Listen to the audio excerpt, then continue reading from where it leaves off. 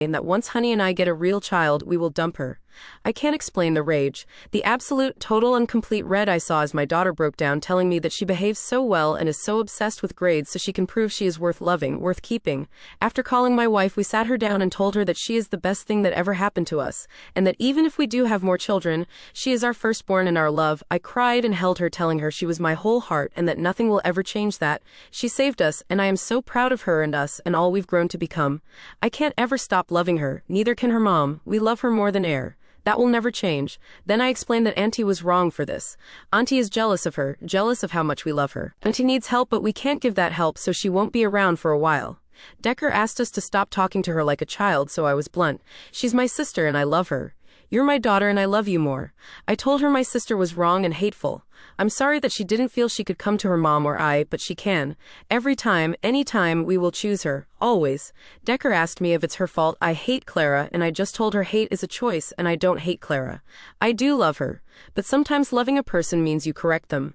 Actions have consequences. My daughter got quiet and handed me her phone, and Clara had been texting her awful things since she left my home.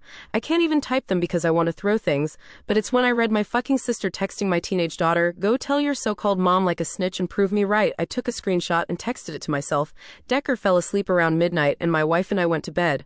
I texted my sister the screenshot and said, "You come into my home as my sister and treat my child like this? No. Mom and Dad would be ashamed of you. This is not how you treat any child, let alone your own niece. I have loved you since as long as I can remember. I know you were not raised to treat children so terribly. But as of now, you are not accepted in my home. You will not speak to or contact me, my wife, or my child. I will give you the money for October, Clara, but November on, that's your responsibility. I am no longer going to help. I'm sorry, this breaks my heart, but you crossed a serious and unforgivable line. Decker is my daughter. I am her mom. Do not doubt me here, and I want to be clear. If you ever come sideways at my family again or contact my daughter at all, I will take legal recourse. From today on, we are low contact. If you try to make this into a bigger issue, it will be no contact. If you don't understand, here are resources to help spell it out. I love you, D. I kept my promise to my wife to wait before reacting. She knows me best and knew I was prepared to go nuclear. Turns out I needn't have bothered.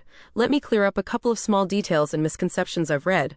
I am the eldest of the siblings. Mom and Dad have been sick for years on and off. So to those who think I've just started taking over as some weird power trip or something, no. I've managed their finances, maintained their properties, and taken care of all their affairs before either of them passed. Dad simply wasn't mentally able after a while, and Mom never had a head for that sort of thing. Yes, I was mostly left in charge of my siblings growing up. Both my parents had businesses and worked often 7-day weeks.